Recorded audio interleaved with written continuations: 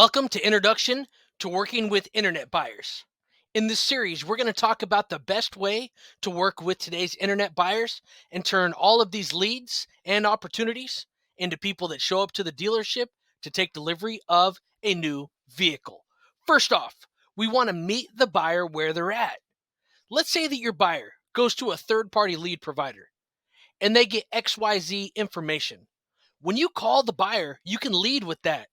Hi, buyer. I wanted to thank you for going to the third party lead provider to get XYZ information. What a great vehicle. What a great choice going to that third party lead provider. Meet the buyer where they're at and compliment them on what they've done. More often than not, when you listen to people make phone calls to buyers that submit internet leads, a lot of the time, whether the salesperson knows it or not, they're starting the deal over a little bit. They are unsure. Hey, buyer, it looks like you went online and it looks like you went to XYZ website. Are there any questions I can answer for you? Do you need anything? When you do that, you are not moving in the direction of a deal.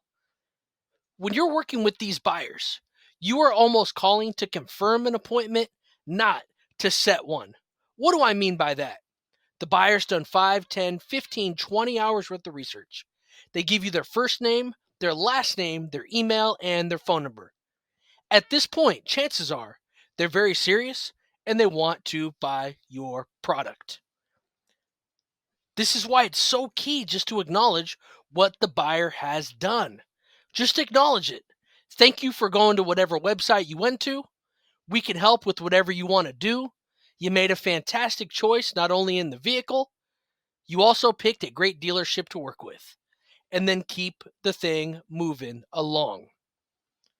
When you are working in a team setting, this goes for managers right now. This goes for everybody that is working in a lead handling setting where there's multiple people in a meeting. You want to find the good in these car deals. You want to figure out what it takes in a positive way to put the deal together. You don't just want to go like this. Oh, they're not buying. Oh, they're not buying. They offered way too low money. They want way too much for their trade. Find that car deal. Pick out alternative pieces of inventory that the buyer may not yet have considered. Find ways to make the deal. TO these deals. A lot of times, customers are only going to get a phone call for one person. Do you TO your internet buyers? You want to treat these buyers with the same urgency and the same tenacity that you would the person sitting right in front of you. Because this is the new showroom floor. This is where the buyer's at. All of your buyers, for the most part, are internet buyers. So whether they come to you online or they just walk in, you want to have those same processes and do the things that make you successful on the showroom floor. You want to know where you're going with this. You want to know what the goal is for each one of these type of activities. When you're calling the buyer, you should know what the goal is. Also, though, when you're emailing, what is the goal? What is this email trying to do? When you're sending the buyer a text message, what are you trying to accomplish? Are you doing it just to stop the clock? Or are you doing it because you're trying to get a car deal? When you're sending videos, do you give the right information on the right things? Are you the type of place that the buyer would like to visit? Are you the type of person that the buyer would like to work with? Why are you sending the video? It's got to be more than just, well, because the CRM tells me to.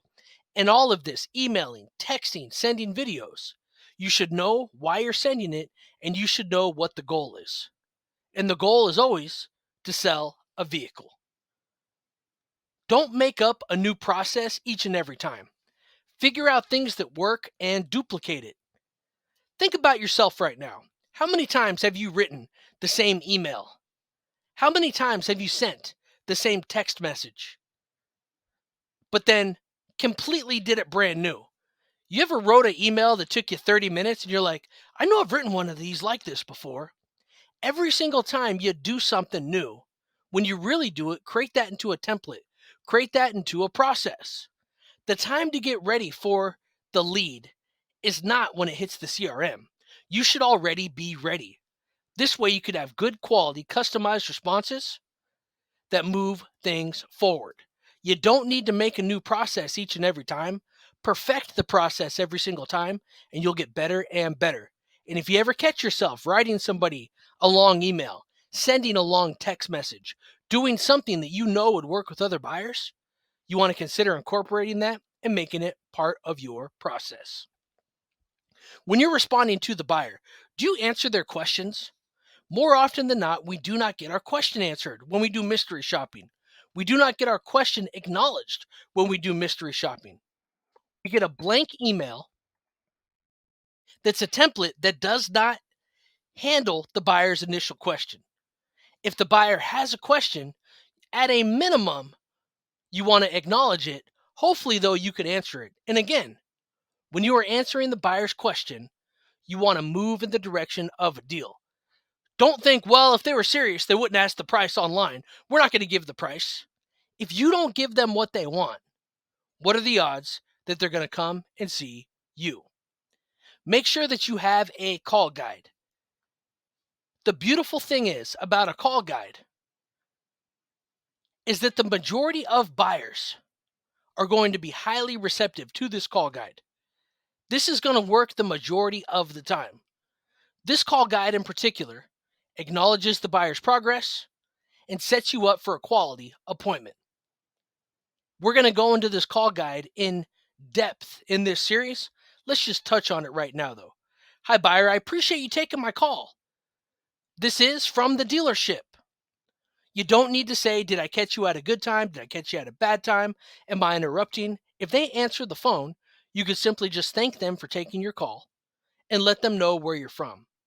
I wanted to call and say thank you for going to whatever the source was and checking out that, whatever the vehicle is. What a great choice. And then you can just pause. In doing this, you've asked them, is it the right vehicle? Is the price too high? Did you not find something that you like?